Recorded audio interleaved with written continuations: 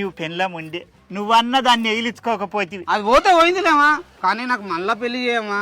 వారం తిరిగేలోపు 6 మంది పిల్లల్ని కంట ఏంది వారం తిరిగేలోపు మంచి చేస్తామా నేను సంతానము నువ్వు వాయమ్మో, మంచిగా చాలా మంచిగా ఇస్తాను నేను. సంసారం బాగా చేస్తావు. బాగా చేస్తా. నువ్వు కిటికీ నుంచి చూడలేదే? నీ ఇంట్లో మనవయ్యరా, నేనెప్పుడు చూస్తారా నీ సంసారం ఎవరు చూస్తే తల్లి కొబ్బరికి ఏం పట్టింది కొడుకోడలు సంసారం కిటికీలకి వెళ్ళి చూసింది దాన్ని. నీకే ఏం పాపం మాటలు మా పాటలు మనవయ్య. అమ్మా పిల్లలు కనాలంటే ఏం చేయాలి తెలుసా?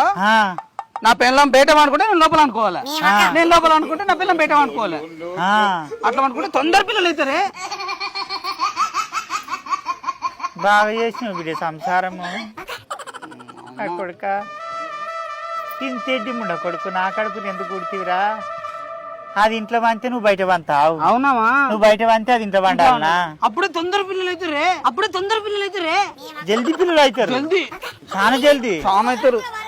ఓ కొడుక నిన్ను మన్ను పోయరా, పీనికెళ్ళరా?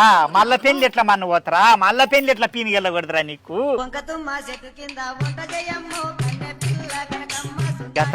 లేవా? నాకు పిల్లం ఉందనుకో, గొర్రెల కాడికి పోయి రాగానే ఇంత బువ్వ వండుతుంది, ఇంత పప్పు, ఇంత కారం వేసుకొని జబ్బుగా కలుపుకుంటానే ఇట్లా నిండగా తిని వేవ్ అని దీపులు కొట్టుకుంటా నేను బయట వంతా, నా పిల్లల లోపల వంటుంది అనుకుంటా. నువ్వు బయట వంతే నీ కొనిపేట నీకు వస్తా అది పెళ్ళము.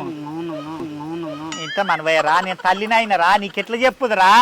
అబ్బాబ్బాబ్బా ఆ పాపం మాటలు నేను ఎట్లా వాళ్ళకు? భగవంతా, శంకర, పరమాత్మ నాకెందుకు ఇచ్చినావు తండ్రి ఇసోటి కాన్పు?